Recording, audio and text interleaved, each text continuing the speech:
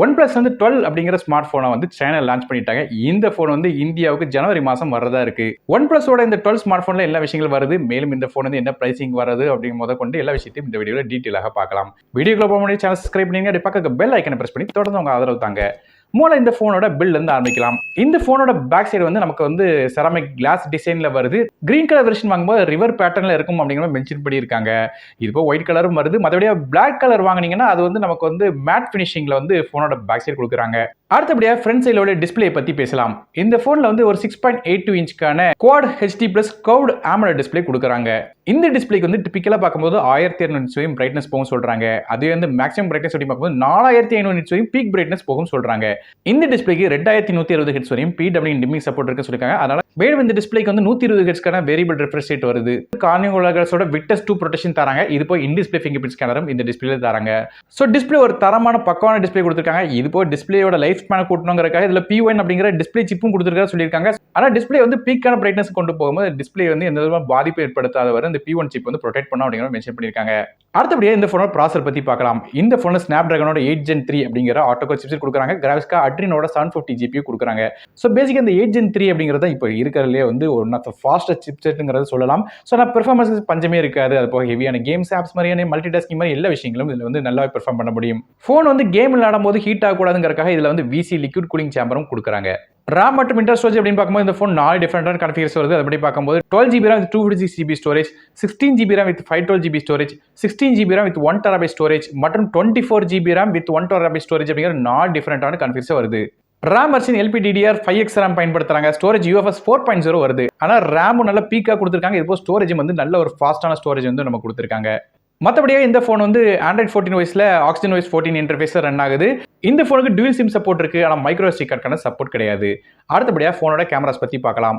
இந்த போனோட back side நமக்கு வந்து 3 கேமரா கொடுக்குறாங்க. முதல் கேமரா வந்து ஒரு 50 மெகாபிக்சல் ரியர் ஃபேசிங் கேமரா. இது சோனியோட LYT808 அப்படிங்கிற சென்சார். இது ஒரு 1/1.4 இன்ச்க்கான சென்சாராக வருது. இது ஒரு லேட்டஸ்டான சோனி சென்சாராக கொடுத்திருக்காங்க.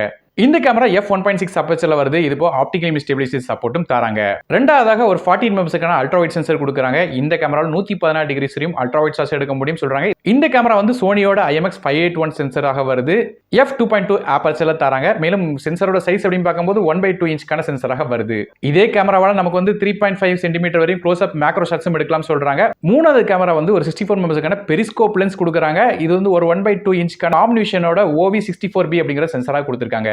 இந்த கேமரா f2.6 அப்பேச்சர் வருது. இதுக்குமே ஆப்டிகல் இமேஜ் ஸ்டெபிலைசேஷன் சப்போர்ட் தராங்க. இந்த பெரிஸ்கோப் டெலிஃபோட்டோ கேமராவால 3x ஆப்டிகல் ஜூம், 6x வரையும் இன் சென்சார் ஜூம் கொடுக்குறாங்க. இது போல 120x வரையும் நமக்கு வந்து டிஜிட்டல் ஜூம் பண்ணலாம் சொல்றாங்க. இந்த கேமரா சிஸ்டம் எல்லாம் நமக்கு வந்து ஹாசல்பல்ட் கேமராவா கொடுக்குறாங்க. அது மட்டும் இல்லாம பிரைமரி கேமராவால 8K வீடியோ வந்து 30 ஃப்ரேம் பெர் செகண்ட்ல கேப்சர் பண்ண முடியும் சொல்றாங்க. இது போ பிரைமரி கேமராவால 8K வீடியோ வந்து 24 ஃப்ரேம் பெர் செகண்ட்ல வந்து கேப்சர் பண்ண முடியும் சொல்றாங்க. சோ இதுதான் கேமராவோட ஸ்பெக்ஸ். கேமரா ஒரு அட்டகாசமான கேமரா கொடுத்திருக்காங்க. மத்தபடி செல்ஃபிக்காக ஃப்ரண்ட் சைடுல ஒரு 32 மெகாபிக்சல்கான ஃப்ரண்ட் ஃபேசிங் கேமரா தராங்க.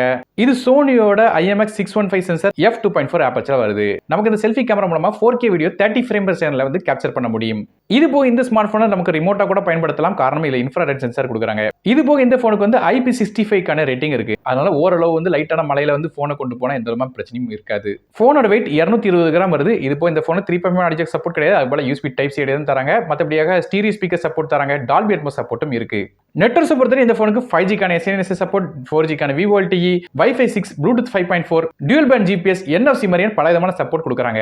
அடுத்தபடியாக இந்த போனோட பேட்டரிஸ் பத்தி பேசலாம். இந்த போன்ல ஒரு 5400 mAh பேட்டரி கொடுக்குறாங்க. இதை சார்ஜ் பண்றதுக்கு நமக்கு 100 வாட்கான ஃபாஸ்ட் சார்ஜிங் சப்போர்ட் வருது. 0 to 100% சார்ஜ் வெறும் 26 நிமிஷத்துல சார்ஜ் ஆயிடும் சொல்லிருக்காங்க. ஒருவேளை வயர்லெஸ்ஸா சார்ஜ் பண்ணனும்னு நினைச்சீங்கன்னா அதுமே வந்து சார்ஜ் ஃபாஸ்டாக பண்ண முடியும். 50 வாட்கான ஃபாஸ்ட் சார்ஜிங் சப்போர்ட் தராங்க.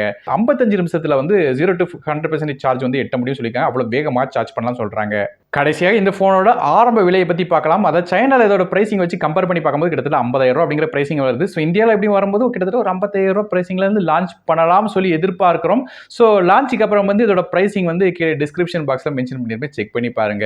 ஸோ நீங்க இந்த OnePlusஓட 12 ஸ்மார்ட் போனை பத்தி என்ன நினைக்கிறீங்க அப்படிங்கறத கீழே கமெண்ட் செக்ஷன்ல மென்ஷன் பண்ணுங்க. வீடியோ பிடிச்சா ஒரே லைக் கொடுத்துங்க. உங்க ஃப்ரெண்ட்ஸ் மற்றும் ஃபேமிலிஸ்க்கு ஷேர் பண்ணி விடுங்க. நானும் டெக் இன் தமிழுக்காக மற்ற வீடியோ சந்திக்கிறேன். நன்றி, வணக்கம்.